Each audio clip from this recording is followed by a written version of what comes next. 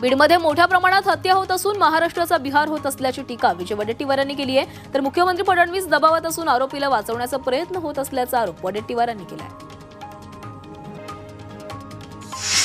बीडमधील सरपंच संतोष देशमुख यांच्या मारेकऱ्यांना तातडीने अटक करा, अन्यथा मराठा समाज रस्त्यावर उतरणार असल्याचा इशारा मनोज जरांगे पाटलांनी दिलाय।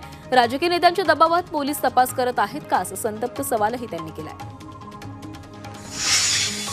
सूर्यवंशी हत्या प्रकरणावरून स्वाभिमानी शेतकरी संघटनेचे राजू शेट्टी यांनी सरकारवर टीका केली आहे। राज्यात गुन्हेगारांवर कायद्याचा धाक राहिला नाहीये आणि कायदा हा फक्त पुस्तकात आहे का, असा संतप्त सवाल त्यांनी केलाय। तसंच राज्यात गृहमंत्री कोण आहे हे देखील स्पष्ट करावं, असा टोला देखील त्यांनी लगावलाय। ते सांगलीमध्ये बोलत होते। परभणीतील घटनेचा आणि गृहमंत्री अमित शहा यांच्या वक्तव्याचा आरपीआयचे अध्यक्ष दीपक निकाळजे यांनी निषेध केलाय। पंतप्रधान मोदींनी अमित शहांना मंत्रिमंडळातून तडीपार करावं अशी मागणी करण्यात आली आहे। अमित शहा हे बाबासाहेबांमुळेच मंत्रिमंडळामध्ये बसू शकलेत, त्यांनी आंबेडकरांचा एकेरी उल्लेख करायला नको, असंही ते म्हणाले। विधिमंडळाचं अर्थसंकल्पीय अधिवेशन मार्चच्या पहिल्या आठवड्यात होणार आहे। नागपूरमध्ये राज्य मंत्रिमंडळाची बैठक पार पडली, त्यात हा निर्णय घेण्यात आलेला आहे। तर मंत्रिमंडळाच्या बैठकीमध्ये 35,000 कोटींच्या पुरवणी मागण्यांना मंजुरी देण्यात आली आहे। कांद्यावरील 20% निर्यात शुल्क रद्द करा अशी मागणी उपमुख्यमंत्री अजित पवार यांनी पियुष गोयलांकडे केली आहे। कांद्यावरील निर्यात शुल्क रद्द करण्यासाठी त्यांनी केंद्राला पत्र लिहिले आहे। अजित पवारांना काही लोक परमनंट उपमुख्यमंत्री म्हणतात, मात्र माझ्या तुम्हाला शुभेच्छा आहेत, तुम्ही कधीतरी मुख्यमंत्री व्हाल अशी इच्छा मुख्यमंत्री फडणवीसांनी व्यक्त केली आहे। विधानसभेमध्ये ते बोलत होते। कर्नाटकचे काँग्रेस आमदार लक्ष्मण सवदी यांनी केलेल्या वक्तव्यानंतर सीमा भागातील मराठी समाज संतप्त झालाय। सवदी यांचा अभ्यास कमी असून त्यांनी अभ्यास करावा असं वक्तव्य करावं, तर तेव्हाच वक्तव्य करावं अशी टीका महाराष्ट्र एकीकरण समितीच्या कार्यकर्त्यांनी केली आहे।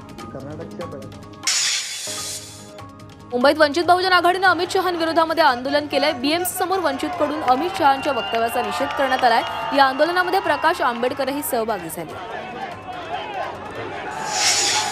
अमित शहांनी बाबासाहेब आंबेडकरांवर केलेल्या वक्तव्याप्रकरणी प्रकाश आंबेडकरांनी संतप्त प्रतिक्रिया दिली आहे। पंतप्रधान मोदींनी अमित शहांचा गृहमंत्रीपदाचा राजीनामा घ्यावा अशी मागणी प्रकाश आंबेडकरांनी केली आहे।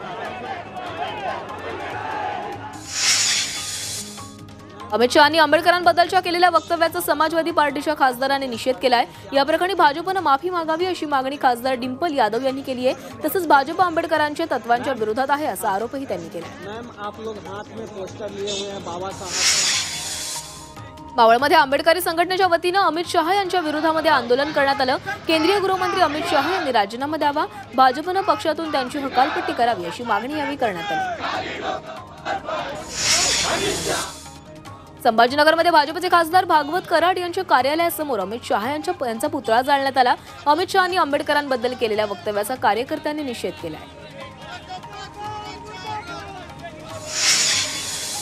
केंद्रीय गृहमंत्री अमित शहांनी बाबासाहेब आंबेडकरांबाबत केलेल्या विधानावरून कोल्हापुरात शिवसेना ठाकरे पक्ष आक्रमक झालाय। दरम्यान बिंदू चौकात बाबासाहेबांच्या पुतळ्याला अभिवादन करून भाजप विरोधात निदर्शनं करण्यात आली। यावेळी उपनेते संजय पवार आणि नेते विजय देवणे उपस्थित होते।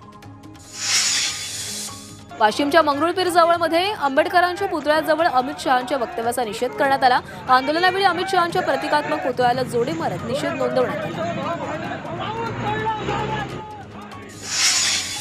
भुजबळ आणि पडळकरांना राज्य मंत्रिमंडळातून वगळल्यानं पुण्याच्या इंदापूरमध्ये आंदोलन करण्यात आलं। यावेळी कार्यकर्त्यांनी जोरदार घोषणाबाजी करत सरकारचा निषेध नोंदवलाय।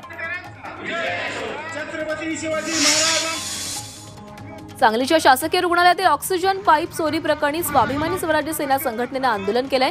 उच्चस्तरीय चौकशी समिती नेमावी, रुग्णालयामध्ये कायमस्वरूपी होमगार्ड नेमणूक करावी, ऑक्सिजन प्लांट उभारणी प्रकरणाची चौकशी करावी, या मागण्यांसाठी हे आंदोलन करण्यात आलं। मुंबईत आजपासून कुलगुरू परिषद सुरू होणार आहे। उच्च शिक्षणातील सुधारणांवर परिषद चर्चा होणार आहे। डी वाय पाटील विद्यापीठामध्ये ही 2 दिवसीय परिषद होतीये। यासाठी देशातील जवळपास 130 कुलगुरू सहभागी होणार आहेत। मुंबईची हवा खालावलेली आहे, त्यामुळे हवेची गुणवत्ता वाईट ते अतिवाईट श्रेणीमध्ये नोंदवण्यात आली आहे। तसंच थंड हवेत प्रदूषक साचून राहत आहेत। ठाण्यातील सर्व कर संकलन केंद्रे सुट्टीच्या दिवशी सुरू राहणार आहेत. मालमत्ता कर वसुलीची कारवाई अंतिम टप्प्यात आली आहे. त्यामुळे ठाणे पालिका क्षेत्रातील नागरिक त्यांचा मालमत्ता कर प्रभाग कार्यालयात येऊन भरतायत. यासाठी कर संकलन केंद्रे दररोज सुरू ठेवण्यात येणार आहेत. तसंच सर्व करदात्यांना मालमत्ता कर भरण्याचंही आवाहन करण्यात आलंय. लाडक्या बहिणींना पुढचा हप्ता डिसेंबरमध्ये मिळणार आहे. मुख्यमंत्री देवेंद्र फडणवीसांनी याबाबत विधानसभेमध्ये घोषणा केली आहे. अधिवेशनानंतर लाडक्या बहीण योजनेचा हप्ता देणार असल्याचं फडणवीस म्हणाले. रेल्वे मंत्री अश्विनी वैष्णव यांनी जीएमआरटी प्रकल्पाच्या आक्षेपामुळे Pune Nashik semi high speed railway प्रकल्प रद्द करण्यात आल्याची माहिती लोकसभेत दिली आहे. त्यामुळे खासदार अमोल कोल्हेंनी केंद्रीय मंत्री जितेंद्र सिंह यांना तात्काळ पत्र पाठवून जीएमआरटीच्या शास्त्रज्ञांनी पुणे नाशिक रेल्वेच्या आक्षेपावर तांत्रिक उपाय योजावेत अशी मागणी केली. पुण्यातील लोहगाव आंतरराष्ट्रीय विमानतळाला तुकोबांचं नाव देण्याची शिफारस करण्यात आली आहे. राज्य शासनानं केंद्र शासनाला शिफारस केल्याची माहिती अजित पवारांनी दिली आहे. मुंबईतील बोट दुर्घटनेनंतर प्रशासन खडबडून जागं झालंय. अलिबागच्या मांडवा जेटीवर जलप्रवाशांची सुरक्षा तपासून पाहिली जाते. प्रत्येक प्रवाशाला लाईफ जॅकेट अनिवार्य करण्यात आलं असून बोटीत सुरक्षा बचाव प्रतिनिधी देण्यात आले. स्वाभिमानी संघटनेचे नेते राजू शेट्टींनी मुंबई हायकोर्टाच्या मुख्य न्यायमूर्तींना पत्र लिहिलंय. उसाच्या एफआरपी प्रकरणाची सुनावणी का लांबत आहे असा सवाल शेट्टींनी उपस्थित केलाय. तर संबंधित न्यायाधीशांना या विषयाचं गांभीर्य नसल्यास त्यांनी ऊस उत्पादकांप्रमाणे 3 टप्प्यात पगार द्यावा अशी विनंती शेट्टींनी मुख्य न्यायाधीशांना केली. संसदेतील धक्काबुक्की प्रकरणी दिल्ली पोलिसांनी एफआयआर नोंदवला. यामध्ये खासदार राहुल गांधींविरोधात गुन्हा दाखल करण्यात आलाय. राहुल गांधींनी केलेल्या धक्काबुक्कीत आपले 2 खासदार जखमी झाल्याचा आरोप भाजपनं केलाय. काँग्रेस खासदार वर्षा गायकवाड यांनी लोकसभा अध्यक्षांना पत्र लिहिलंय. संसदेत प्रियंका गांधी व मल्लिकार्जुन खरगेंना धक्काबुक्की केल्याचा आरोप करण्यात आलाय. तसंच याबाबत आपल्याकडे व्हिडिओ पुरावे असल्याचंही त्यांनी पत्रात म्हटलंय. राहुल गांधींनी मला धक्काबुक्की केली असा गंभीर आरोप भाजपच्या महिला खासदार कोन्याक यांनी केलाय. या प्रकरणी राज्यसभेच्या अध्यक्षांकडे तक्रार केल्याचंही त्यांनी सांगितलं. इंडिया आघाडीच्या आंदोलनादरम्यान भाजप खासदार प्रताप सारंगी जखमी झालेत. काँग्रेस खासदार राहुल गांधींनी त्यांना धक्काबुक्की केल्याचा आरोप आहे. तर पंतप्रधान नरेंद्र मोदींनी सारंगी यांना फोन करून त्यांच्या तब्येतीची विचारपूस केली आहे. संसदेच्या पवित्र सदनात धक्काबुक्की होणं हे अशोभनीय गोष्ट आहे अशी टीका शिवसेना खासदार रवींद्र वायकरांनी केली आहे. जे घडले ते चुकीचं असल्याचंही वायकर म्हणाले. सत्ताधाऱ्यांच्या धक्काबुक्कीच्या आरोपावर काँग्रेस खासदार प्रियंका गांधींनी प्रत्युत्तर दिलंय. अमित शहांना वाचवण्यासाठी हे नाटक होत असल्याचा आरोप प्रियंका गांधींनी केलाय. अमित शहाजी की खाल बचाने के लिए अकोल्यात शिवशाही बसचे ब्रेक फेल झाल्यामुळे अपघात झालाय. मात्र चालकानं प्रसंगावधान राखून परिसरातील भिंतीला धडक दिली आहे. चालकाच्या प्रसंगावधानामुळे मोठा अनर्थ टळलाय. बारामतीत शिकाऊ पायलटचा उपचारादरम्यान मृत्यू झालाय. 9 डिसेंबरला झालेल्या कारच्या अपघातात 2 पायलट ठार झाले होते तर दोघांची प्रकृती गंभीर झाली होती. त्यापैकी चेष्टा बिश्नोई हिचा उपचारादरम्यान मृत्यू झालाय. तिने मृत्यूनंतर 8 जणांना अवयवदानही केलंय. वाशिमच्या मालेगावमध्ये ट्रक चालकाचं ट्रकवर नियंत्रण सुटल्यानं रस्त्याच्या कडेला उभ्या असलेल्या रिक्षाला धडक दिली. यामुळे ट्रकसह रिक्षा ट्रॅव्हल्सच्या ऑफिसमध्ये शिरल्याचा प्रकार समोर आलाय. रिक्षामध्ये बसलेले 3 जण जखमी झाले होते. सुदैवानं कोणतीही जीवितहानी झाली नाही. नागपुरातील कपिलनगरमध्ये दरोडेखोरांनी एका कुटुंबातील 5 सदस्यांना शस्त्राचा धाक दाखवून 5 लाखांची रोकड आणि सोन्याचे दागिने आणि 6 मोबाईल लुटले. आरोपींनी कुटुंबातील राजेश पांडे यांना बंधक बनवून आपल्या स्कॉर्पिओ गाडीतून घेऊन गेले. त्यानंतर त्यांना रिंग रोडवर सोडून पोबारा केला. पोलिसांनी कारसोबत सर्व फोन जप्त केले असून तपास सुरू आहे. मालेगावमध्ये मंत्री दादा भुसे यांचे पुत्र आविष्कार भुसे यांचा गोतस्करांच्या वाहनानं अपघात केलाय. आविष्कार भुसे आपल्या मित्रांसह मालेगावमध्ये परतत असताना हा अपघात झालाय. यावेळी संशयित गोतस्करांनी भुसेंच्या गाडीला ओव्हरटेक करत त्यांच्या गाडीच्या बोनेटवर रॉडनं हल्ला केला. गोरगरीब आदिवासींना पैशाचं आमिष दाखवून धर्म परिवर्तन करण्याचा ख्रिश्चन धर्मगुरूंचा कार्यक्रम हिंदुत्ववादी संघटनांच्या कार्यकर्त्यांनी उधळलाय. नांदेडच्या आदिवासी तालुक्यातील किनवटमध्ये ही घटना घडली आहे. पोलिसांनी पाद्रीसह 5 जणांना ताब्यात घेऊन गुन्हा दाखल केला. रायगड जिल्ह्यात भातशेतीला अच्छे दिन आलेत. कृषी विभागानं केलेल्या सर्वेक्षणानुसार जिल्ह्यात यंदा सरासरी प्रति हेक्टर 30 क्विंटल भाताचे उत्पादन होईल असा अंदाज आहे. गेल्या 20 वर्षात भाताचं क्षेत्र 35,000 हेक्टरनं घटलंय. तरी वेगवेगळ्या कारणांनी भाताची उत्पादकता टिकून राहिली. येवल्याच्या मिरचीला युरोपात प्रचंड मागणी मिळते, त्यामुळे देवठाणमधले शेतकरी बाबासाहेब पवारांनी आरमार जातीच्या मिरचीची लागवड केली आहे। 3 एकरातील या मिरचीतून तब्बल 15 लाखांचा नफा मिळालाय। यापुढे मिरचीच्या भावात तेजी राहिल्यास आणखी 14 ते 15 लाखांचा नफा शेतकऱ्याला अपेक्षित आहे।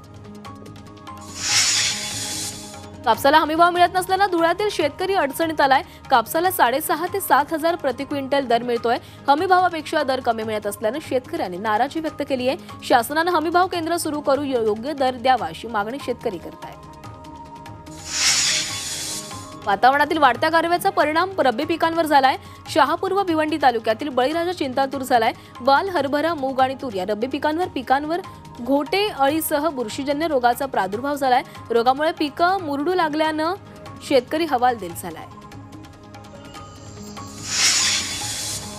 नांदेडमध्ये विद्युत पुरवठा नसल्याने ऊसाचं पीक धोक्यात आलंय। त्यासाठी शेतकऱ्यांनी दिवसा विद्युत पुरवठा करण्याच्या मागणीसाठी जलसमाधी आंदोलन केलंय। उमरी तालुक्यातील हिरड गावात रब्बी हंगामासाठी इसापूर धरणातून गोरठा ते वाघाळी कॅनालला पाणी सोडलं जातं, मात्र पाणीपाळी काळात महावितरणकडून फक्त रात्रीच 8 तास वीज दिली जाते। परभणीच्या जिंतूरमध्ये सकल मराठा समाजाच्या वतीने आझाद मोर्चा काढण्यात आला। संतोष देशमुख यांच्या निर्घृण हत्या प्रकरणातील सर्व आरोपींना अटक करण्यात यावी, तसेच आरोपींना फाशीची शिक्षा द्यावी या मागणीसाठी हा मोर्चा काढण्यात आला। काँग्रेस आमदार लक्ष्मण सवदी यांच्या विरोधात शिवसेना उद्धव बाळासाहेब ठाकरे पक्ष आक्रमक झाल्याचं पाहायला मिळालं। कोल्हापुरात शिवसेना उद्धव बाळासाहेब ठाकरे पक्षाच्या कार्यकर्त्यांनी सवदी यांच्या विरोधात आंदोलन केलं। लक्ष्मण सवदी यांचं डोकं थाऱ्यावर आहे का असा सवाल करण्यात आला।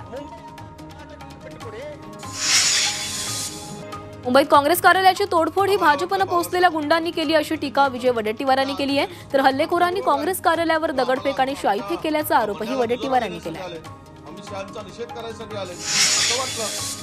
भाजपच्या कार्यकर्त्यांनी केलेली तोडफोड ही निंदनीय आणि लोकशाहीला काळीमा फासणारी आहे अशी टीका काँग्रेस नेते नितीन राऊतांनी केली आहे, तरी घटना लोकशाही विरोधी असल्याचंही राऊत म्हणाले। मुंबईतील काँग्रेस कार्यालयावर झालेल्या हल्ल्यावर काँग्रेस खासदार वर्षा गायकवाड यांनी प्रतिक्रिया दिली आहे। काँग्रेस कार्यालयावर झालेला भ्याड हल्ला असून त्याचा मी निषेध करते असं वक्तव्य वर्षा गायकवाड यांनी केलं। दुसऱ्या पक्षाच्या कार्यालयातील जाऊन तोडफोड करणं हा अतिरेक असून याचा निषेध झाला पाहिजे अशी प्रतिक्रिया जयंत पाटलांनी दिली आहे। या गुंडाराज प्रकरणी मुख्यमंत्री फडणवीसांनी उत्तर द्यावं असंही जयंत पाटील म्हणाले।